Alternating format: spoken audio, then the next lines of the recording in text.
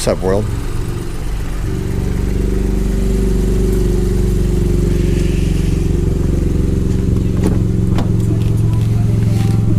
Oh, hanging out with this fact today. Gonna fix his downpipe. Got a huge crack in it. It's a Miltech downpipe, and it was on a 1 liter Fox motor. So yeah, we got to get that fixed.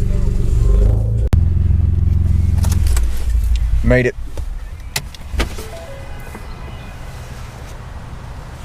E&G Custom Welding and Iron Works. See if they can help us out. It's all good. Nice. 20 bucks, not bad. All right, so we're gonna be hooking up Pro Sport wideband. You got the digital one.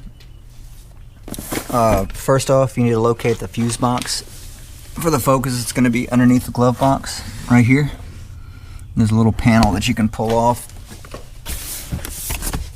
Boom, right there. Really easy to get to, really easy to pull off. But yeah, it's gonna come with instructions and a diagram.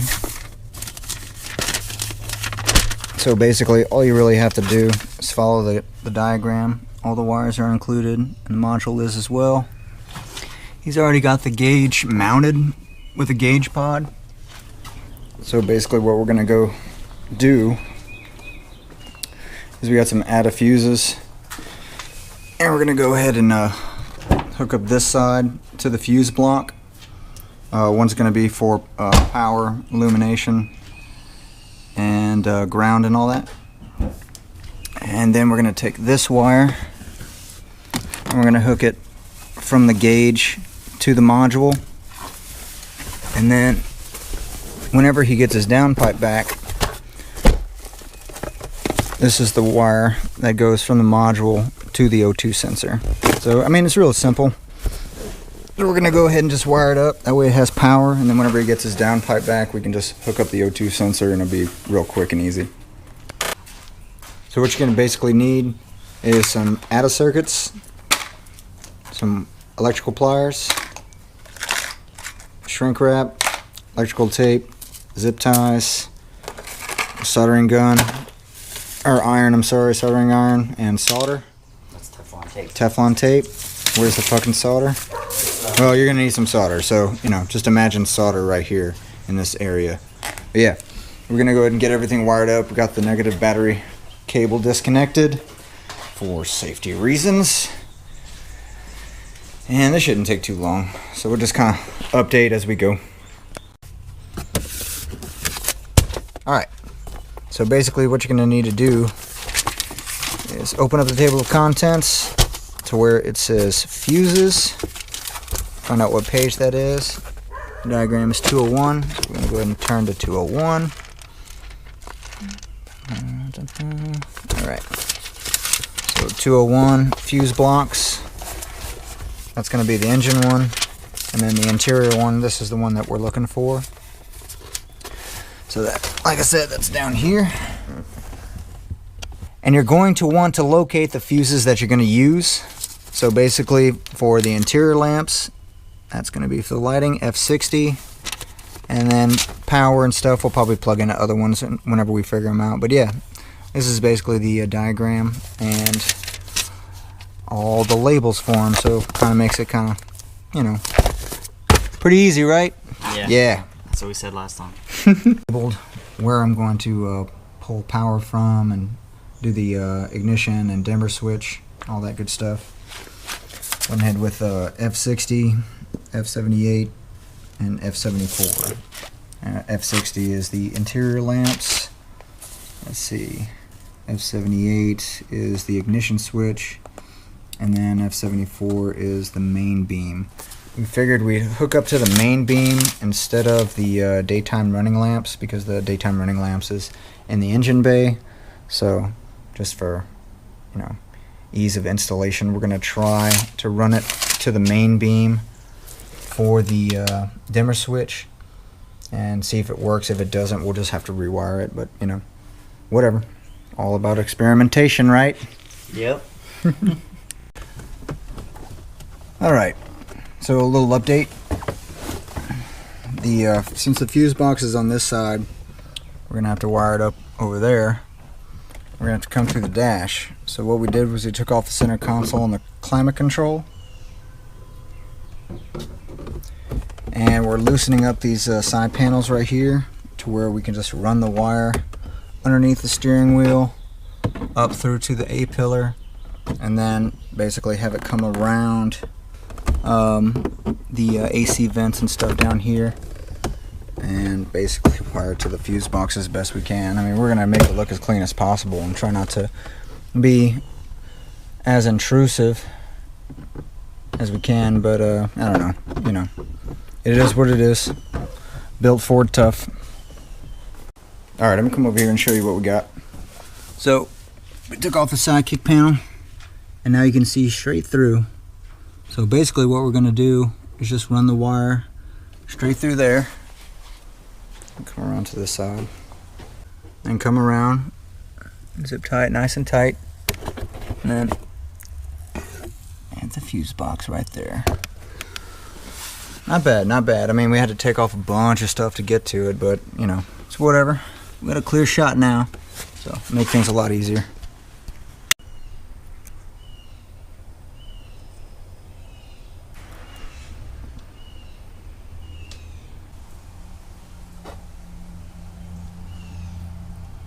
Yeah, there we go.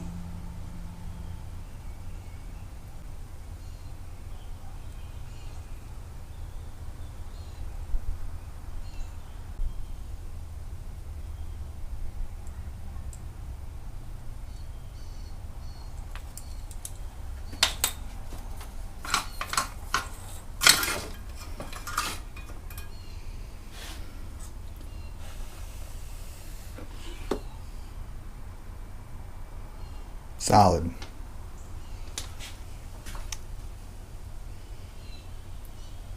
If it conducts electricity, it works. That's it. Some guys like to use a dielectric grease and then shrink wrap it. I mean, since it's interior, I don't think it's really necessary. So, you know, I'm gonna go ahead and seal this up.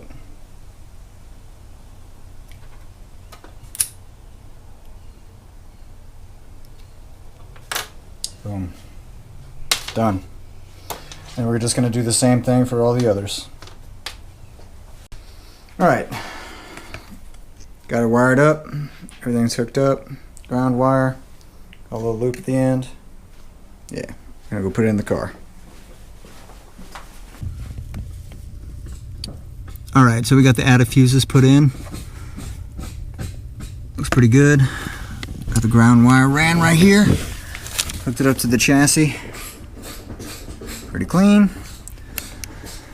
Luke is hooking up the negative battery cable right now, and we're about to see if they work.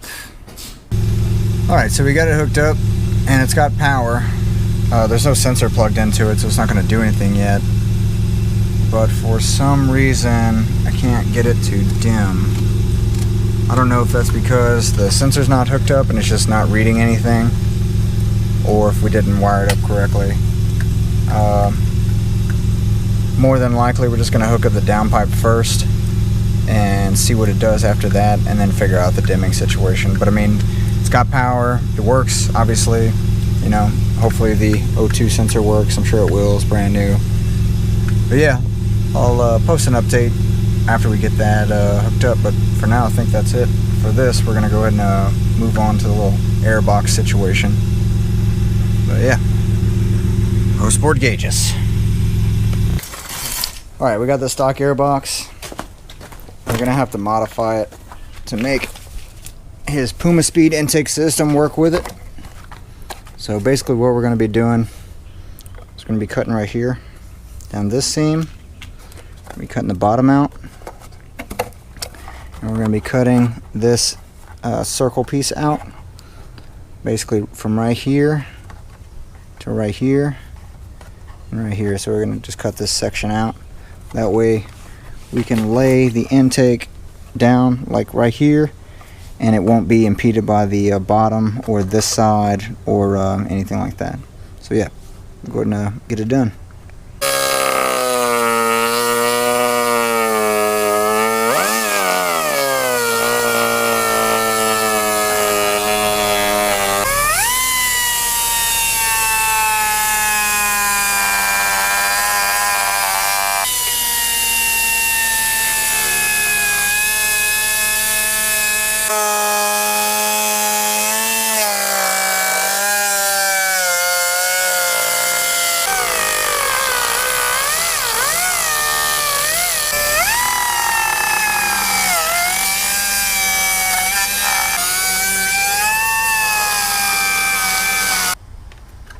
Alright.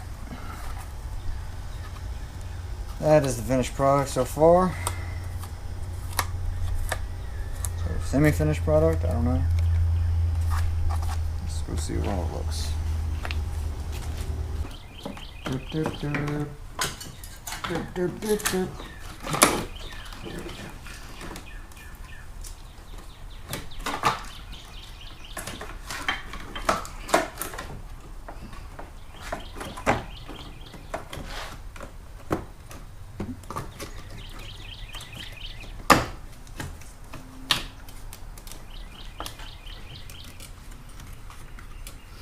All right.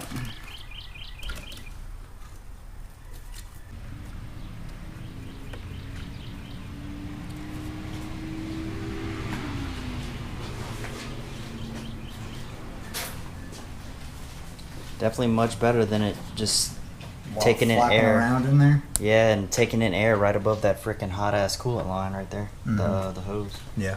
So, and then it also has the. Actually, I'll put this part of the snorkel back on. So all I need to do is put this back in, which is in my car, and it should be. I mean, fuck, it should be 10 times better than what we had going on there before. Let's see.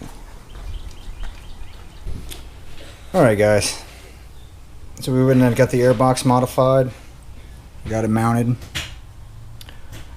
made a little bracket to make sure that the air filter stays nice and tight, solid, doesn't move, and we're going to be working on a box to go around the intake itself. Probably going to be making that out of aluminum, but save that for another video. Got the car put back together in the interior.